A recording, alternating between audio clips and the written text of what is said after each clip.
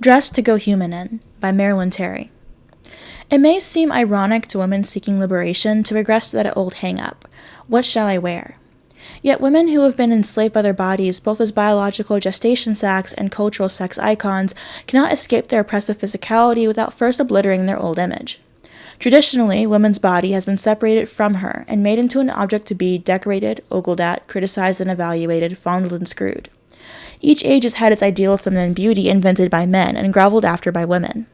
Millions of potentially creative lives have exhausted themselves in extremes of monkish dieting, padding out and girdling in, tinting and dyeing, curling and straightening, painting and plucking, not to mention the great modern innovation, plastic surgery. All this anxious attention to the external is nicely calculated by the male-run advertising, designing, and retailing firms. They create the fashionable images and display the elaborate, expensive makeup, foundations, and garments which women in their insecurity compulsively cluster to themselves to attract the male. Women are treated to the pseudo-liberation of choice. They can display their buttocks in a miniskirt or dress in a suit like a man. They can change their skin tone with Revlon, their hair color with Clairol. They can indulge in momentary schizophrenia with escapist costumes of Natasha or Annie Oakley. Privately as suitor and publicly as businessman, the male society enslaves woman by projecting upon her the fantastic image it is too fearful to claim as its own. The woman who seeks liberation by boldly exposing her body in the minimal legal attire is grasping personal freedom at the expense of group slavery. In a sexually repressed society, individual body-bearing results in aggravating the lascivious, often hostile response of her environment, rather than diffusing those responses through satisfaction of curiosity.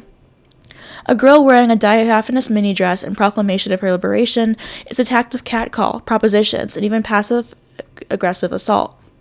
She resents the idiot creeps who can't gaze at her Amazon body without getting an erection, but she continues to demand, deliberately incites the response she hates. Her violence against her oppressor is achieved by leaving herself trapped in the Playboy bunny image society has allotted her. At best, she justifies her pleasure in being the male-female by asserting that all is an ingenious guerrilla tactic to tangle men up, crush them, annihilate them in their passion for pussy.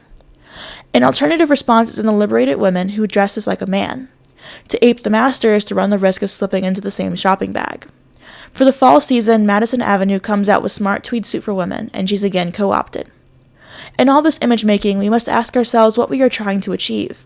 If we are seeking to escape the prison of our bodies, to relate to the world as dynamic, developing human beings, if we are trying to drop out of the manipulative consumer rat race which encourages our enhancement as objects, we must reject all dignities imposed from without. In a liberated society, women will look to the new plainness, where garish makeup, restrictive and disfiguring underclothes, costumes of all sorts will not relate to one group to the entertainment of another, but will give all an equally human destiny.